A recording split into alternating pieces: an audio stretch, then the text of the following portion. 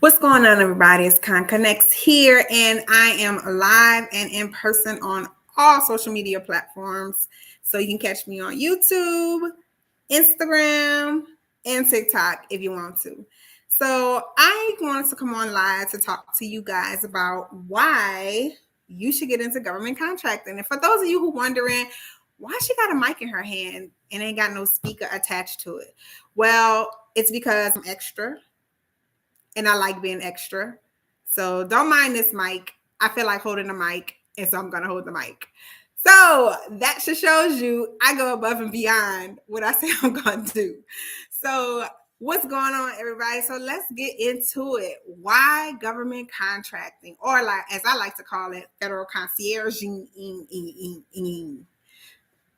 or something like that. Well, it's easy. I work from home. I don't work for nobody. I do what I want. I go where I want. I see what I want. I work on what I want. And I make a lot of money. Now, if you guys are interested in doing the same thing, let me tell you how you can get into it, okay? Let me tell you how you can get into it. So, to be a federal concierge, as I like to call it, you need to have a couple of things. Let's get to the basics. For those of you who are interested in learning how to become a federal concierge, I want you to type basics in the comments because I want to make sure you're participating. I know how I be on social media. So go ahead and type basic, BASIC, in the comments if you want me to share with you how to get started as a federal concierge.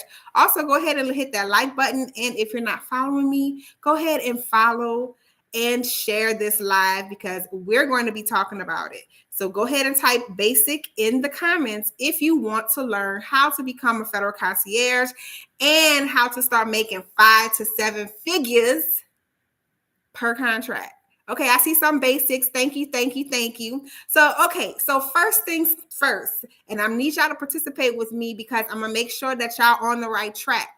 First things first, you need to have a business, okay? Everybody says you need to get a business, start a business. Well, let me ask you this. How many of you out there have a business like right this day, right now? How many of you out there have a business? If you have a business, go ahead and wave your hand. Go ahead and put a 1 in the chat, whatever. I want to see how many people are already on the road to becoming a federal concierge. So if you have a business, it could be an LLC, it could be a sole proprietorship. Go ahead, put 1 in the chat. Okay, I see some ones, I see some me's. Okay, so you already 10% there. You have a business, right? So now that you have a business, the second thing you need to do, and I'm pretty sure your business is already set up. You got your EIN, you got your business bank account because y'all know we're not supposed to be mixing no money with the personal. So I'm hoping you got a business, right, Yellow? You got a business bank account? Okay, cool. So next thing you need to do is register in SAM.gov. It's only 2 steps to becoming to win a 5 to 7 figure proposal. And one of the steps is to register in SAM.gov. The other step is to bid on proposals, which we'll get to a little bit later. So if you have your business and if you are going to register in SAM.gov, that's the next step you need to do, okay? Register in SAM.gov. Go to sam.gov and go register your business. Now, y'all, let me tell you this, okay? Let me break it down. You do not have to pay for people to register you in sam.gov. Now, let me tell you, hold on, wait a minute. So the people who do ask you, hey, I'll charge you $599 to register your company and get you federal contracts. First and foremost, let's break this down. They cannot get you anything, okay? They can present to you contracts. They can send you in your email solicitation details, but they can't get you anything that you can't get yourself. Now, I don't know about you guys out there. Maybe Yellow, you a big baller. Maybe whoever watching me on YouTube and Instagram, maybe y'all big ballers and y'all like ching, ching, ching, ching, ching, spraying out that cash. But if you can get it for free, when you want it for free, put free in the comments if you're looking for free, because free is good and free is free. So put free in the comments because I need to make sure y'all still with me. So put free in the comments here on YouTube or Instagram on right. We want free, right? We want free. We want free. So yes, we gonna do it for free. And I'm gonna tell you how to do it for free. Now, before I get into that, let me say the people who are offering you to register you on SAM.gov, not all of them are scams. They will register your company and they will send you solicitations, but it's going to cost you. And like I said, why are we paying for anything when it's already free? So you're going to go on SAM.gov. You're going to say, thank you, but no thank you. You're going to go on SAM.gov yourself. And this is what you're going to do. And once again, for y'all who wondering why she's holding the microphone and it's not attached to anything, or I just feel like being extra today. Can I be extra? Okay. I like to be extra, so I'm going to be extra. All right. So what you're going to do is you're going to go to SAM.gov. You're going to click on register. Now, you're probably like, well, I don't know how to register. What am I supposed to be filling out? What is all this information they ask you? Hold on. I got you. So you're going to go to my YouTube page, Conconnects, and look for the video, how to register on SAM.gov. I just updated it, so it is kind of updated, okay? So you're going to watch that video, and that video is going to take you step by step, day by day. Oh, y'all don't remember that, huh? Y'all don't remember that? I'm going too far back for you. But that video is going to take you step by step registering on SAM.gov. And I literally go through all the questions. When they be asking you questions about your income, your this, your that, I literally take you every single question, okay? You're going to go through that video. That video is maybe an hour, 5 minutes or something, because registration do take long, y'all, okay? It do take long. So that video is going to take that long. You're going to go through the whole process, do exactly what I tell you, and get yourself registered. Now, let me tell you what happens during the registration process. But before I do that, why I only got 45 likes? Hit that like button. Hit that share button. Make sure you're following me. I'm giving y'all good information. Appreciate me as I appreciate you guys and give you this information. So hit that like button. Get me up to 500 likes so we can move on to what happens after the registration. I don't know why I got to bribe you for likes, but I guess that's what I got to do. And Insta, I don't know if you can like, I don't think you can like people. I think you just follow it. And YouTube, you can hit the like buttons too, and y'all can ask y'all questions. So go ahead and get me up to 500 likes so we can move on to what happens after you register. Because a lot of you guys get stuck right there.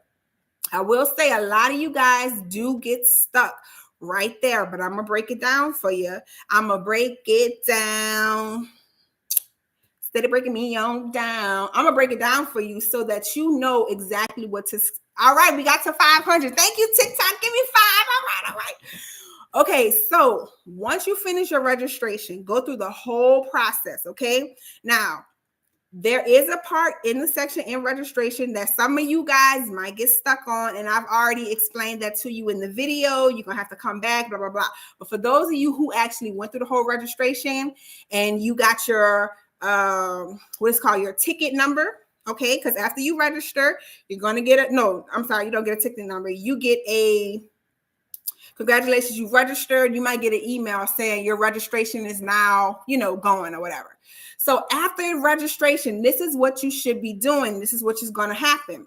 You're going to get a couple of emails, get one of them clips or mics so your hands is free. No, I feel like holding the mic. I have one of those. I just, like I said, I'm being extra. I just want to be extra. I just feel like holding the microphone. Okay. So what you can do once you get registered, you're going to get an email saying you've been registered. Your registration is going through a process, blah, blah, blah, yada, yada, yada. That's cool. That's your first email. You good to go. Now your registration is going to go through 2 or 3 phases, right? One of the phases is going to be the IRS phase. Your company has to go through the IRS phase, okay? You're going to get an email saying your company is being verified by the IRS, blah, blah, blah. Now, this is the phase that kicks everybody out, because if you're using a virtual address, you're going to get kicked out by the IRS. You're going to have to go back in and you're going to have to do it all over again, okay? Not all of it over, just that part, okay? But I got videos for that too, y'all. I got y'all. So if you pass the IRS verification stage, okay, then, but hold on, don't get freaked out by that email. If it doesn't pass the first time, it's okay. You know, like I said, I have a video on what happens if you don't pass the IRS verification. You can go back, you can change it, and then you can resubmit it and then start over again. But if you are lucky enough to pass the IRS verification page or stage, then you're going to get what everybody's always talking about, cage code. What is a cage code? I didn't get my cage code. I need a cage code. We need a cage code. You're going to get your cage code. Now, the cage code identifies you in SAM.gov, okay? The cage code will connect your business to that code. So when contract officers looking for people or looking up you or your company, they can look up your cage code and bam, there go your company right there, right? So it's like SAM.gov is kind of giving you a social or identification number to recognize your company in their system. So once you get your cage code, y'all, you are ready to start making money. Once you get your cage code, you are ready to start making money. Okay? Put money in the chat if you're ready to start making money. YouTube, put money in the chat if you're ready to start making money. Insta, put money in the chat if you're ready to start making money. Because once you get that cage code, that indicates to SAM, hey, this person went through the registration process. The IRS has verified them and they're good to go. And so now we're giving them a cage code and we are good to go on our end and they can start bidding. That's it. Once you are registered, you pass IRS verification and you get that cage code, honey, guess what? You are ready to go. You are now eligible to bid and win these 5 to 7 to 8 figure contracts. Now you're probably like, okay, I'm registered now. I've been registered for years, but I don't know how to bid. I don't know what contracts to go over. I don't know what to do next. That's when you look for someone like me or another mentor to help you continue on in the process. That's what I'm going to do. So if you want me to help you continue on in the process, go ahead and type next in the comments, and we're going to talk about how we leverage small businesses to do the work for us and we get paid. Go ahead, put next in the comments and we'll talk about that. Make sure you're hitting that like button. If you're not following me, hit that follow button and hit that share because I'm breaking it down today. But you got to participate because y'all know I'll be like, I'm out if y'all don't participate. So put next in the comments if you want to know how to go about leveraging small businesses in the local areas to work on your contracts so that you can work from home, they can work from wherever they gonna work, and y'all both make some money. Put next in the comments. While I'm waiting for that, guys, remember, July 27, 2024, I'm hosting my first Watch Us Submit workshop where we will be going together and submitting proposal in that workshop. I'm going to take you through the 5 steps to submitting, and I will be showing you how to do that, and we will be submitting that date. So July 27, 2024 in Dallas, Texas. Tickets are in the bio. And on August 27, 2024, I will be in Atlanta doing the same workshop. Tickets in the bio. Go get your tickets. It's going to be a phenomenon workshop. Okay, so what do we do next? Well, you have to find what I like to call and what is called a solicitation. Now, for those of you who are in the comments, put who knows what a solicitation is. Put it in the comments if you know what a solicitation. If you don't know what a solicitation is, that's completely fine. You can just put IDC. I don't know. Okay, or you can put the shrug emojis. I don't know. Who knows what a solicitation is? Because one thing I find very important for people learning how to become a federal concierge, which is what I call myself, or AKA government contractor, depending on, what floats your boat. Okay, federal concierge sound much better. I want you guys to make sure you know the vocabulary. Vocabulary is extra, extra, extra important in this game. And if you don't know the vocabulary,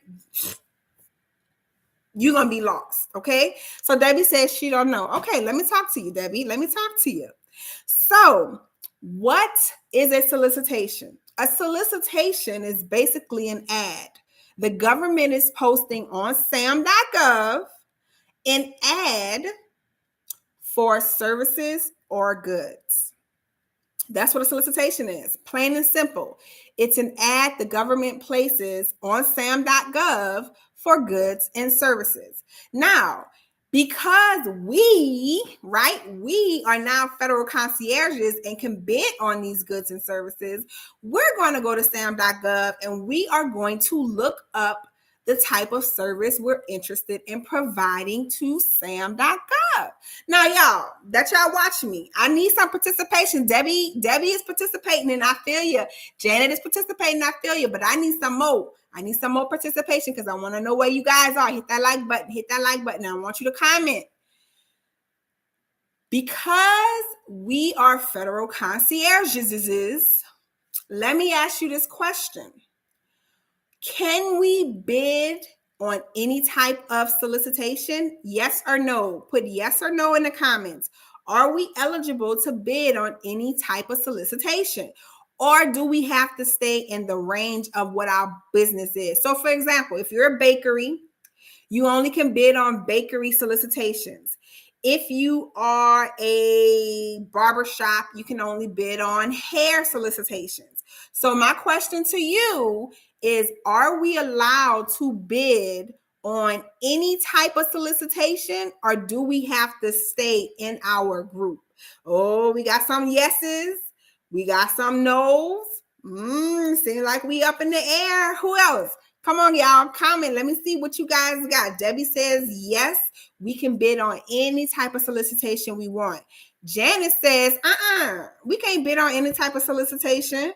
What else, guys, do you say? What you say on YouTube? Can we bid on any type of solicitation, or do we have to stay within our range? Insta, what do you say? Can we bid on any type of solicitation, or do we have to stay within our range? What do y'all think?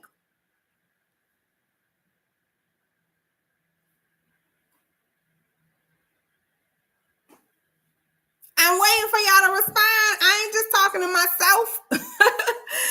Yes. Okay. So why Clef? I think that's how you say it. He says yes. Okay. So let me talk to you. John says yes.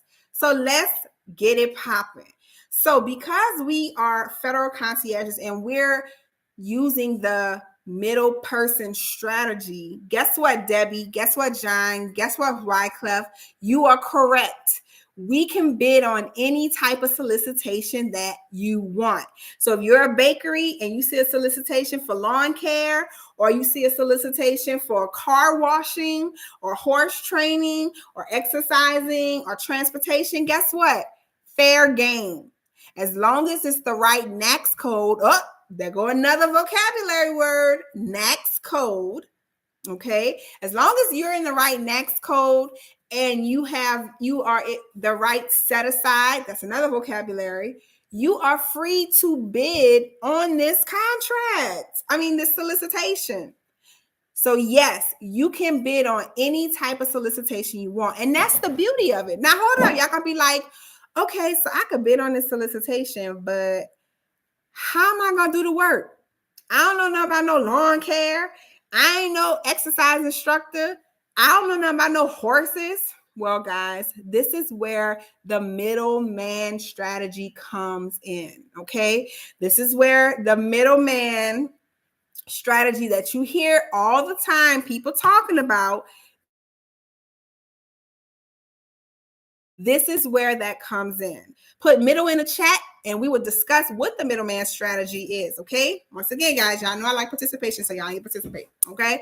We're going to talk about the middleman strategy. That strategy is one of the most, in my opinion, successful strategies for government contractors. Now, there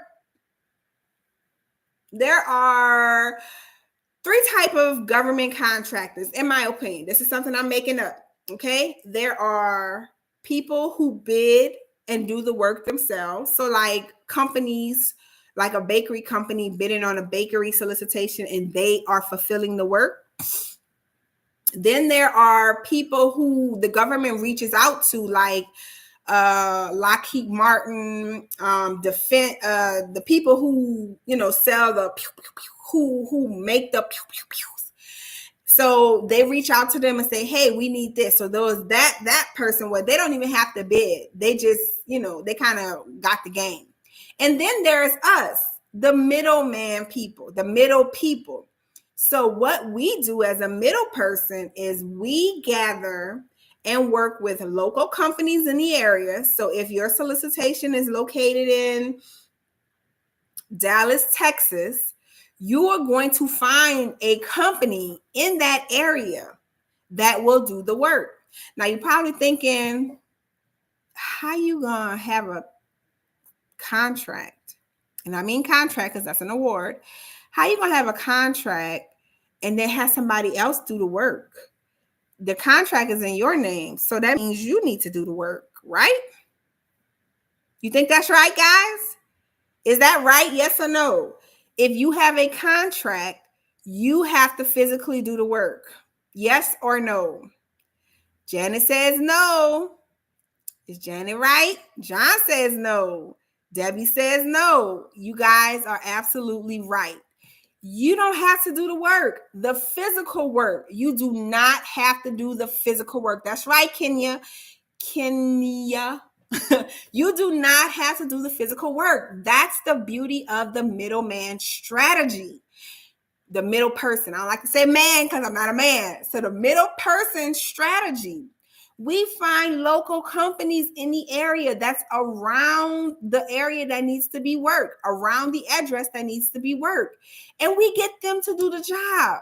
And then we just pay them to do the work. And of course, because we ain't doing that for free, we're charging the government to make this connection. Now, let's be clear. The company that's doing the work is not working with the government. Remember, we are hiring the company to do the work. So when you have your service agreement, the company doing the work is not working with the government. Who's the company working with, guys? Put it in the chat. Who is the company working with? They ain't working with the government. The government didn't award them this contract. Who is the company working with? Put it in the chat. Ooh, my dog stinks. Who is the company working with? Remember, the government gave you the contract. Your name is on the contract. So who is the company doing the work working with? So Janice says, so the company is working on your behalf. There you go. The company is working on your behalf. So the company is working with you. That's right, Debbie. The company is working with you. Okay. Like Janice says, the company is working on your behalf. So now this company you've never met before, y'all are now partners. That company is under your name because you have the contract with the government. And you guys are now partners working on this job. And the great thing is, I'm a bunch of states away. I'm not in your city. I'm not even in your state. But we are working together on this contract. Now, you guys are going to be like, okay, well, okay, I get that. But who's paying the company? Do I need to pay the company out of my pocket? Do I have to give the money to the company? Guys, so the government is paying for this service, right? So although the other company is doing the work, they're going to pay you. The government is paying you. The government will be paying you the money. So if you're charging $250,000 for this one-time job, once the work is done, the government is going to deposit $250 into your bank account. Your bank account, right? Now, if you're not shady and a crook, okay, the next thing you're going to have to do is pay the sub. You pay the sub what they quoted you. Excuse me. You pay the sub what they quoted you. So remember when you were looking for people to do the work and you found this company and they quoted you, oh, we could do that work for this amount of money. You're going to pay them the amount of money that you guys agreed upon. They've already did their part. They did the work. Okay?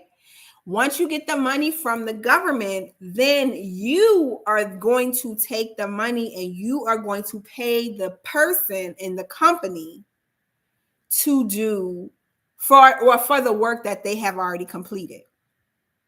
And that's how the Minuteman strategy works. We find local companies, we get them to do the work. When the government pays us, we pay them. That's the beauty. It's the circle of life. It's the circle of life. That is what we do. Savvy Girl says, so you have to find a company willing to do the work and then get paid once we get paid. That right there. That right freaking there. Oh my gosh, she just summed up the whole strategy in 2 sentences. That is exactly right. That is exactly right. Now, if you big balling, whatever, or the company is real strict and they're maybe the only company in the area that'll do the work, and if you can afford to pay them up front, that's cool too. But I don't do that. I don't do that. And I do not do that. Not because I can't, because if I ain't getting paid, you ain't getting paid yet. Like, unless I need to, I might. But other than that, like, you gotta wait just like everybody else. I gotta wait, you gotta wait. I keep getting notifications to update something in my account, but I can't figure out what it is. What's the notification? Tell me what the notification is. I might be able to help you with that. But that, she summed up exactly what the middleman does. That's it. They do the work and then they get paid once we get paid. Okay. So do you usually agree to a net 30 or net 60? So the government, that's a great question. The government usually, and most of the time, is always on a net 30. So let me ask you in the comments, if the government puts you on a net 30, then what you putting your sub on? Put it in the comments. What are you putting your sub on? If the government puts you on a net 30, and that means they may take, doesn't mean you're going to get paid 30 days. They may take 30 days. That's right, Finesse. That's right. If you put your company, savvy girl, savvy, I mean, you could, but I wouldn't do that. I wouldn't do that. I wouldn't do that. But yes, Finesse, you are right. If the government puts you on a net 30, honey, you're going to put your sub on a net 30. Because remember, we're not trying to hold nobody money. We didn't even do the work. They did the work. So give them their money. Because waiting 30 days to get paid is already a long time. But let me be honest with y'all. Let me keep it real for a second. Although the government has a net 30, it always takes, all right, I'm sorry, and it may say always, it usually takes 2 weeks. If you do what you're supposed to do. Now, me, I'm a beast when it comes to invoicing. They don't mess with me because they messed up one time and I was like, oh no, now I'm paranoid. Now it's about to be on and popping.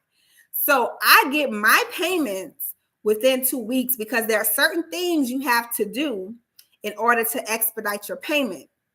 And if you guys are my students, you know what that is. But once you get paid, which is, like I said, is usually 2 weeks, then why would you make the sub wait? Just pay them their money, because then that builds real business relationships, because then they're like, oh, snap. Oh, shoot. They actually paid me. So this is real.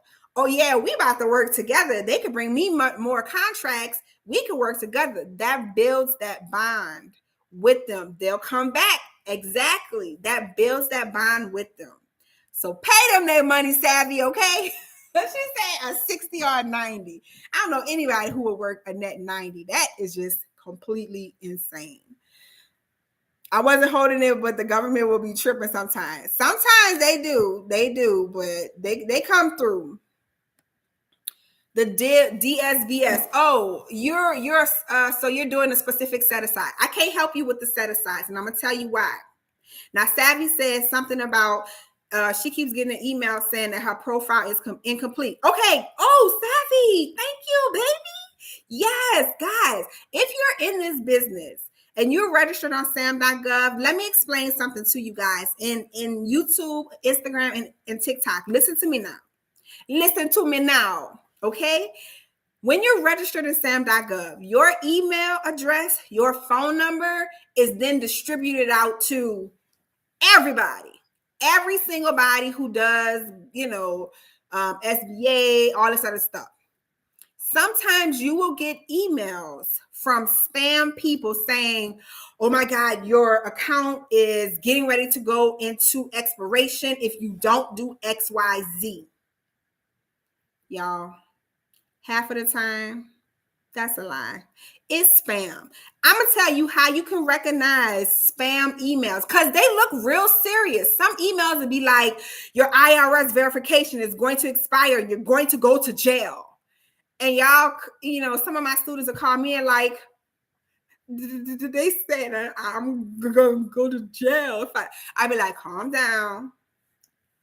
Take a look at the email address. If the email address doesn't end in .gov, it's a spam. Spam it. Go about your business. Go about your life. If it does not end in a .gov, go about your life. Okay? Now, it could be like sba.com.gov or .abc.gov. Now, you got to pay attention. If it does not end in .gov, then it's spam. Also, another way you can tell whether it's spam is if you scroll all the way down to the bottom of the email, and if it says unsubscribe, that's fake. Go about your business. That ain't going to do it. But if it does end in gov, and if it is legit, but you're talking about set asides, I can't help you with that. You want to know why? I have 0 set asides. Oh, you can ignore it? It has unsubscribed? Okay, then you good to go. See, I got you, Savvy. I got you. I know it be scary looking. It looks scary, I know. But it's just fake, okay? But I have 0 set asides. Now, set aside is another vocabulary word. Set aside is basically what your company is considered as. For example, small, disadvantaged, minority business or Indian-owned business, veteran disabled business, small business, things of that nature. I have 0 set-asides, but I have 18 contracts. So as you can see, you don't need a set-aside to win a contract. All right, guys? You don't need a set-aside to win a contract. But you can get one to be eligible to bid on the contract set asides are for. Okay, 97,000 proposals posted per day on SAM.gov, y'all. Out that 97,000, I would say about 87% is set up for small business. 87%. The remaining, and that's this much, that much. The remaining is set aside for small business, disadvantaged businesses, military, Indian owned, blah, blah, blah. And that's cool if you want to bid on those. But why would you go from this many to this many? Yes, smaller. You might have a better chance of winning, but you have less chance of finding a solicitation that you actually are interested in bidding on. But as a federal concierge, we don't care about interest. We just got to find a person to do it. So yeah, put you in a smaller room to bid, and that's all good and everything. But if you can't find a sub, then you're stuck within that small amount of solicitations available versus the large amount of solicitations available and the amount of people who may not have even found a solicitation you're working on. Okay? I'm telling you guys, don't worry about the set asides. Just bid. Okay? Something about 2024 changes and new required data that has been not completed. Okay, I gotcha. Yeah. Who writes your RFQ proposal responses? Darnell. Why I do. I do. Do we know what RFP means? RFQ means? That's another vocabulary word, y'all. Y'all know I'm very strict on vocabulary. Do we know what that means, Darnell? Can you tell me what RFP or RFQ means? Because some people don't know. I'm going to break it down for you. It just be all the reading for me, but I'm bidding when I can. Have you ever completed any work yourself? Actually, I have. Not physically. My company is a temp agency. I just won my 18th contract for lifeguards. So my company utilized my network of people to provide them services. So technically, my company is doing the job. So yeah, I never thought of that. Absolutely. I have done contracts on my own. Horse training, exercise fitness, and lifeguards. My company has done the contract. I have never thought of that. Who asked me that question? Felicia. Thank you. Thank you. I have never thought of it that way. Yes, I have done the work. I never thought of that way. Yes, request for proposal, request for quote. Good. I'm glad y'all know that. So, yes, Darnell. I'm sorry. I don't know why I said your name like that. Yes, Darnell. I have did my own request for quote because that's what we teach you. That's the 5 steps to submitting. Remember, guys, you can get a free checklist in my bio. If you go to my bio, you can get a free checklist on how to submit, the 5 steps to submitting, okay? Just FYI. But yes, I write my own. But see, that word write, it's a little subjective because you're not really writing a proposal. You're not. If you know the process of submitting, you're really more like filling out and organizing and turning in. Because when you think of a proposal, you're probably thinking of the college version of a proposal or a grant version of a proposal where you like writing down whatever. That's not how this works. Thank you for the follow. That's not how this works. The government gives us what we need to submit to them for the proposal. And basically all we do is fill it out. That's it. So we don't technically write anything. I like to correct people when they say that because that is what scares people. I don't know how to write a proposal. How I'm supposed to write this? Like, it's not writing like you think, like English 101 writing. We ain't doing that. We're not doing that. We're filling out documents, putting them together and sending it off. That's really what we're doing. I'm about to browse through their new LOL while you're like, okay, go ahead. Go ahead. Get your free checklist, guys. Go to the link in the bio. Go get your free checklist so that you can know the 5 steps to submitting, because it's not as hard as you think. What about building a price list? What about it? Remember, who's doing the work? Who's doing the work? Put it in the comments, guys. Who is doing the work? When you are working on a solicitation, you're getting quotes. And if you win a contract, who is physically doing the work? Put it in the comments. Oh, with my water bottle. Dang it. Yes, the sub is doing the work. So there's your first price. There is your first price. You're going to go with the sub's price, right? Now, I'm about to see if y'all know this. See how smart y'all is. That's the first price. A proposal, when you're doing the middleman strategy, consists of 2 prices. Darnell said the first price, the sub's price. Guys, who know what the second price is? What is the second price in a proposal when you're working the middleman strategy? Put it in the comments. I want to see who knows this. If you don't know, no shame in your game. Y'all know I am going to tell you. Darnell says the incumbent. No. Incumbent is the prior person who has who's done the quote. This is a quote. This is a quote for the solicitation you're working on.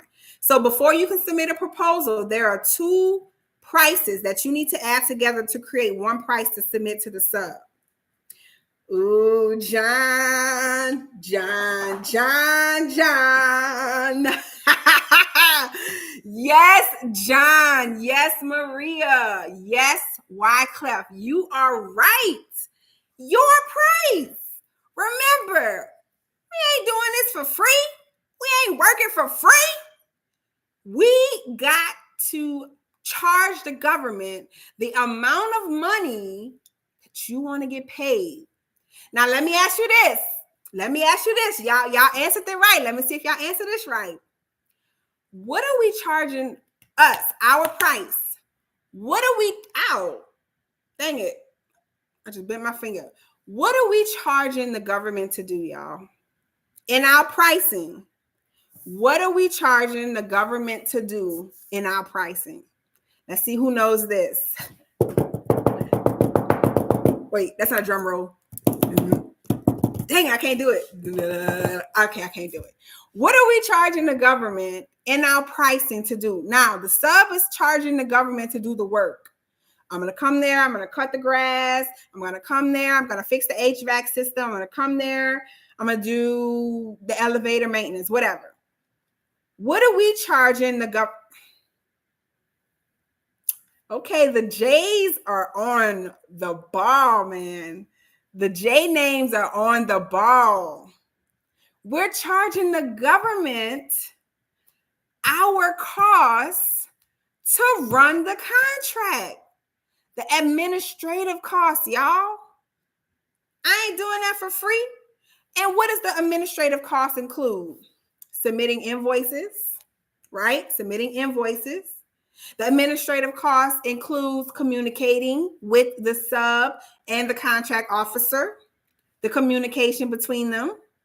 The administration cost also includes setting up meetings or scheduling or doing whatever it takes for, the job to get done. That's what the administrative costs. Did I say invoicing? I think I said invoicing. We're charging them, to invoice. We're charging them to keep the paperwork straight. So sometimes in some solicitations, some contracts, you have to submit a paper, a review, what is it called? Like when you do a job and then you have to write the summary down, the preventative maintenance. Y'all know what I'm trying to say. That's what you have to do. You have to submit that to them. Not an itemized statement. It's like a summary of what work Oh my God, that's going to drive me crazy. Y'all know what I'm talking about, though. You have to sometimes submit that. And so you have to get that from your sub. And then you have to send it to the government. So we're charging them for everything we have to do over the computer on the internet. That's what our charge is. And guess what, guys? You get to decide how much you want to charge the government. That's the beauty about being a federal concierge. You get to decide how much you want to charge the government. So if you got a $2.5 million contract because they're what costs that much money? Say rent. They're renting out a building. They have another building that they want to have. They want offices in the building. So it's $2.5 million for 1 year, whatever, right? Now per month, you got to make sure that the people pay the rent. You got to make sure that everything is going good, like maintenance and all that other stuff that's taken care of. You got to make sure that.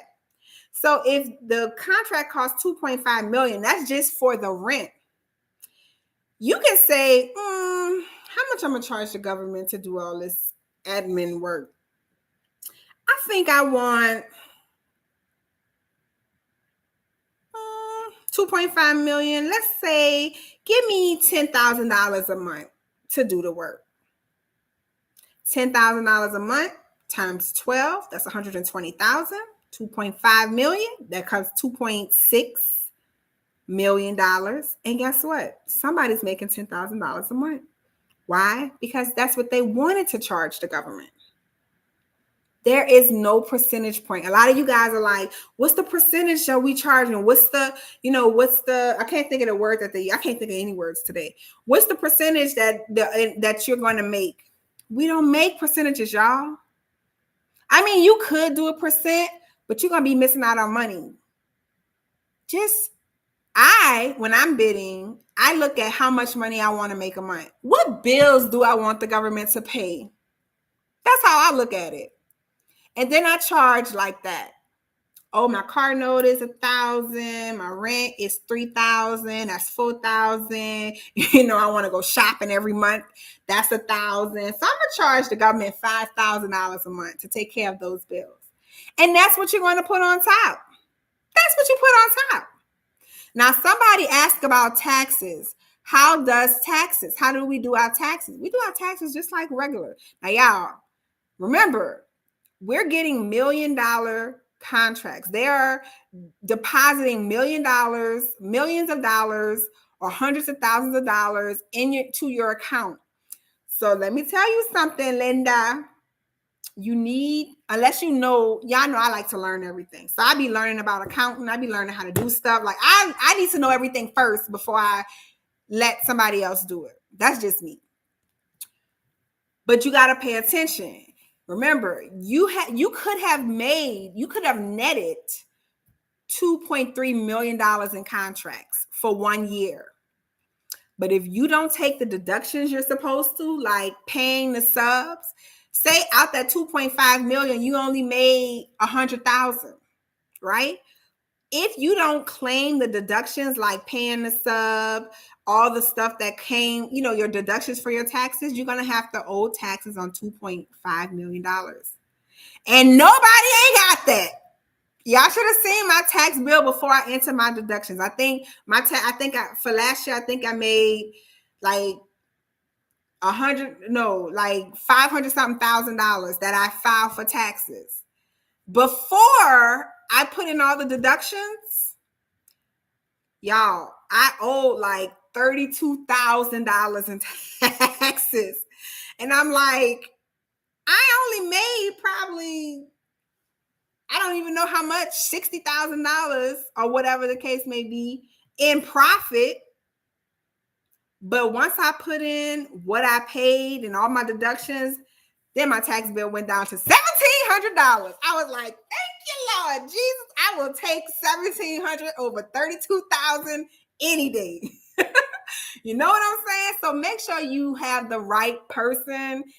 Y'all, Janet, Lord, my heart went, at first, because the funny thing is, if they would have said I owe $1,700, I would have been like, dang, man, dang. But because they told me 32,000 something first, and then it went down to 17, I was like, I'll take it. I'm happy. Yes. Yes. My heart went, whoo. Okay. I heard it go, whoo. Yes, my heart did do that. But anyway, not to get too much into taxes because that is not my field of expertise yet. I am learning. So when I do learn a little bit more and I feel a little bit more confident giving y'all like real information, then I'll talk about it. We're not going to talk about it too much. But you pay your taxes like you pay your taxes, okay? So yes, your price plus the sub price is the price that you're going to give the government. That's your proposal. And that's what writing an RFP or RFQ is. You're just putting your proposal together. Like I said, you're not writing anything. You're just putting documents together. That's how it goes, okay? So that is the beauty of the middleman strategy. And the great thing is, guys, you can do this anywhere you want to. You want to have a contract in California and you live in Alaska. You want to have a contract in Texas and you live in California. It don't matter. You want to have a contract in Hawaii and you live in Colorado. Who cares? As long as you can find somebody to do the job in that area, you good to go. As long as the government picks you to do the job, you're good to go. Now, let's keep it real, y'all. I really love holding this mic. I feel like, I don't know, I want to bust out and singing or something. All right, but let me tell y'all something for real. Winning a contract is by chance. Okay? Let me say that again. Winning a contract is by chance. The reason why it's by chance is because we can't control whether the government picks us or not.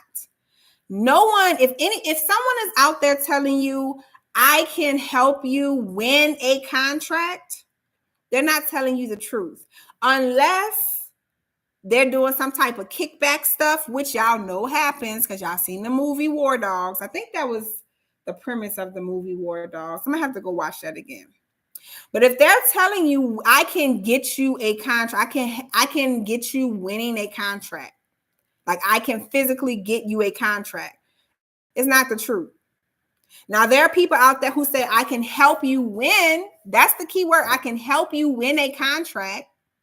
It might not be the first one or the second one or the fifth or the sixth or the seventh one, but I can help you win by giving you the tools that you need to be able to bid on contracts and teaching you how to bid. I can help you win.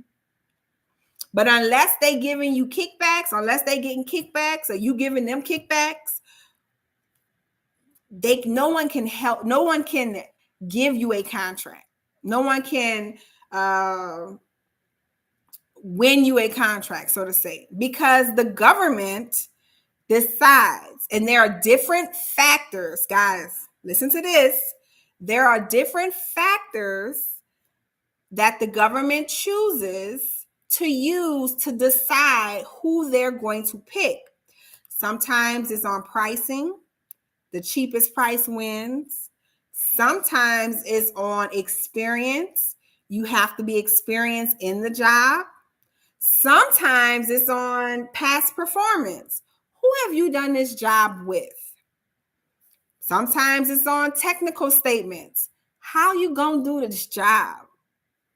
Either one of those or a mixture of multiple of those will decide whether or not you will win that contract. Now, guess what, guys? Did y'all know that information is actually in the solicitation? Put yes or no in the comments. Did you know the qualifications of winning that contract is in the solicitation? Did y'all know that? It is actually listed there. They will tell you how they're going to pick the contract winner. Did you guys know that? Put it in the comments, yes or no. I want to know if you guys knew that, because it is. You just got to know where to look for it. And of course, Savvy Girl said, yeah, she knew that. She knew it. But you got to know where to look for it, though. And that's what you should base your solicitation on. Okay? I mean, that's what you should base your proposal on. If they're saying our proposal is going to be all technical, you got to have a great technical statement. Then you work on your technical statement. That's the only thing you really have to write is a technical statement. That's it. Anything else, it just depends. I be looking, especially when they want the lowest price. Yep. So guys, once again, you see how I break stuff down. I like to break stuff down to the atom. Y'all know atom is the lowest, the base level. You can't, after atom, you can't break nothing down from an atom, I think, right? Atom is the lowest one. I like to break it down like that. So for those of you who have not bidded, who've been registered in SAM.gov for a long time, but still haven't done anything, who are in the process of submitting, but don't really know what to do, come to the workshop. Watch us submit Dallas, July 27, 2024. Watch us submit Atlanta, August 24th, 2024. Come, learn. We will go through all the steps of the submitting process. Before you do that, though, go to the link in the bio and go get your 5 steps to submitting. Free checklist. Free checklist. The 5 steps to submitting. Everybody uses these steps. Maybe not in depth as I explained them, but in some form or another, they use these 5 steps. So go to the link in the bio, go get your checklist, then go get your tickets to this workshop. And guys, I haven't done this in a long time, but I'm reopening back up my calls. If you want to talk about training, if you're interested in getting a course, my course, No More Excuses to Success, How to Win Your First Federal Government Contract, or the management course that I have, What Happens Next, How to Manage Your First Federal Government Contract, which nobody has out there, mind you. No one has a management course. Just letting you know that. I am now booking calls. If you want to book a call with me to discuss your training options. Now, I don't want you to come and call and be asking me questions about how do you submit. That's not what this call is about. If you're really serious in honing in on your skills, looking for someone who's experienced, who knows, who's won, who knows the ins and outs. And I told y'all yesterday, I'm always 0.1. You know how to be like 99.1, 99.9% XY is this and 0.1% this. I'm always the 0.1%. So I go through more stuff than anybody that I know of that's in this game. I always go through the weird stuff. But that benefits you because now I can tell you how to handle it when it happens to you. So you can go ahead and book a call with me to discuss your training options if you're serious in getting started. If you're not ready in getting started, if you're on the fence or whatever, that's fine. I can help you get off that fence. But book the call if you're ready. If you know what you want to do, you know you're ready for success, go ahead to the link in the bio. Go ahead and book your call. And let's talk about it. Because you're never going to be successful if you don't start. We can say, oh, I want to be successful in my head. I want to be successful. But if I'm sitting on the sofa eating bonbons and Krispy Kreme donuts, is a bonbon, is that a donut or is that a candy? I'm just curious. Anyway, if I'm sitting on the couch watching, finish watching Lost, eating bonbons and donuts, and I'm not doing nothing, but in my head, I'm like, dang, I want to be successful. I ain't never going to be successful until I get off my and go do something about it. And that's what I'm imploring you guys to do. Get off your and go do something about it. Now, you don't have to do it with me. Of course, I want you to do it with me, but you don't have to do it with me. But take the step. I mean, honestly, I don't think you'll do it. You don't have nobody better than me, but that's just my ego. But go take that step. First, go get your free checklist. Go watch the 5 steps to submitting.